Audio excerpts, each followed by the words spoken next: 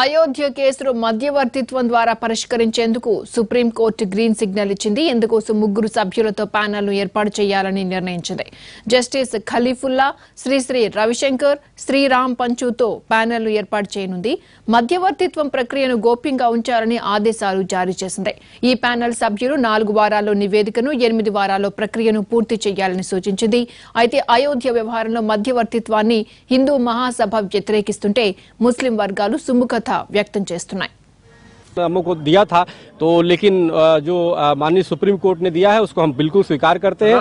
रामलला विरोध कर रहा है? नहीं, विरोध कोई करे, देखो हम पॉजिटिव चीज में जा रहे हैं, निगेटिव बातें नहीं है। और इसमें हमें राम मंदिर के लिए सब लोग मिलकर के हिंदू मुसलमान हमें पूरा विश्वास है।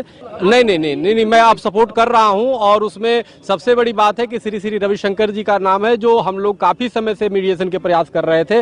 हम लोगों ने बातचीत का काफी हम लोगों ने आगे बढ़ाया था, तो इसलिए हम इसका स्वागत करते हैं। तो बिल्कुल बहुत ही वो है और हम इसका स्वागत करते हैं। और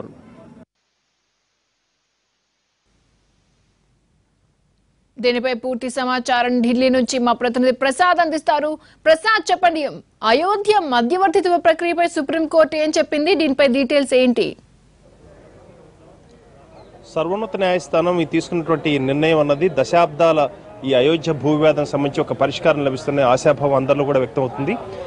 సుప్రీంకోర్టు మాజీ న్యాయమూర్తి జస్టిస్ ఇబ్రహీం ఖలీఫుల్లా నేతృత్వంలో ఈ మధ్యవర్తిత్వ ఒక కూటమిని, ఒక ప్యానెల్ని ఏర్పాటు చేయడం జరిగింది. ఈ ప్యానెల్లో సభ్యులుగా ఆధ్యాత్మిక గురు పండిట్ శ్రీ రవిశంకర్తో సహా మధ్యవర్తిత్వం నేర్పడంలో అత్యంత ప్రసిద్ధి చెందినటువంటి సీనియర్ లాయరు శ్రీరామ్ పంచ్ కూడా ఈ కూటమిలో ఉన్నారు, ఈ ప్యానెల్లో ఉన్నారు. వీరంతా కూడా ముగ్గురు కూడా ఫైజాబాద్లో, ఉత్తరప్రదేశ్లోని ఫైజాబాద్లో కూర్చొని దీనికి సంబంధించిన సంప్రదింపులు వెంటనే ప్రక్రియ ప్రారంభించాలి. ఒక వారంలోగా ఈ ప్రక్రియను ప్రారంభించి 4 వారాల్లోగా ఇంటరిమ్ రిపోర్ట్ ఇవ్వాలి. ఆ తర్వాత పూర్తి స్థాయి ప్రక్రియ 8 వారాల్లో పూర్తి కావాలన్నది సుప్రీంకోర్టు యొక్క ఆదేశం. ఆ మేరకు వీరికి సంబంధించినటువంటి అన్ని ఫెసిలిటీస్ను, సౌకర్యాలను ఉత్తరప్రదేశ్ ప్రభుత్వం కల్పించాలి. వారికి కావాల్సినటువంటి రక్షణ కూడా ఏర్పాటు చేయాలన్న అంశాన్ని కూడా చాలా స్పష్టంగా తెలియజేయడం జరిగింది. అవసరమైతే ఎప్పుడైతే న్యాయ సలహా కావాల్సి వచ్చినప్పుడైతే ఈ ప్యానెల్ వెంటనే సుప్రీంకోర్టు వెంటనే సంప్రదించవచ్చు అన్న అభిప్రాయాన్ని కూడా వ్యక్తం చేసింది. అదేవిధంగా ఇతరత్ర అనేకమైనటువంటి అంశాల్లో న్యాయపరమైనటువంటి ఆలోచనలు తీసుకోవాలంటే, అయితే ఇతరతరని ఎవరినైనా సంప్రదించాలంటే ఈ ప్యానెల్కి కోఆప్టివ్ మెంబర్స్గా కూడా అనేక మందిని నియామకం చేసుకోవచ్చు కూడా అన్న స్వేచ్ఛను కూడా ఈ ప్యానెల్కి ఇచ్చింది.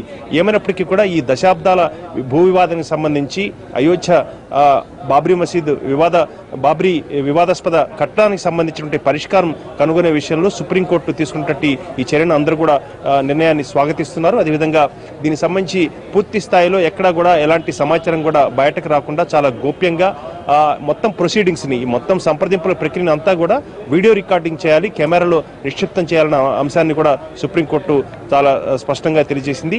అనేకమైనటువంటి అంశాల్లో చాలా నిర్దిష్టమైనటువంటి ఒక కార్యాచరణ కూడా సుప్రీంకోర్టు నిర్ధారించింది. ఆ మేరకు ఈ నిర్దేశించిన సమయం ప్రకారం ఒక వారంలోగా ఈ ప్రక్రియలన్నీ కూడా పూర్తి కావాలి.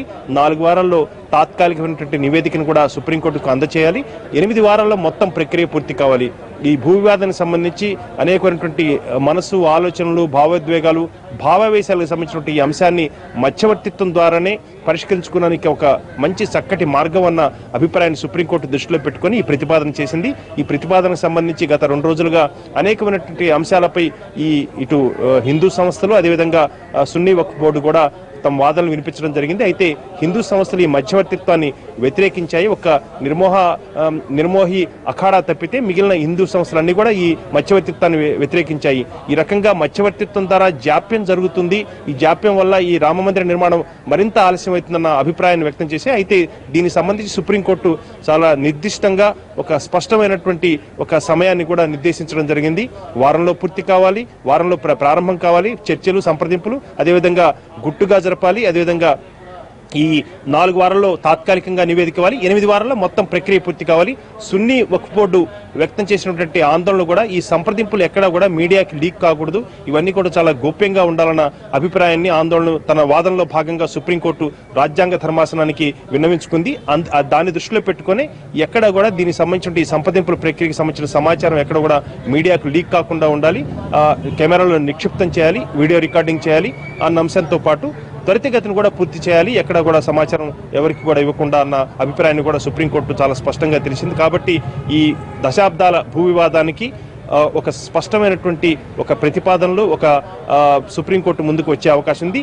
ఆ ప్రతిపాదనను దృష్టిలో పెట్టుకుని ఆ తర్వాత సుప్రీంకోర్టు తన యొక్క నిర్ణయాన్ని, న్యాయపరమైనటువంటి యొక్క అంతిమ నిర్ణయాన్ని ప్రకటించే అవకాశం ఉంది. ఓకే ప్రసాద్.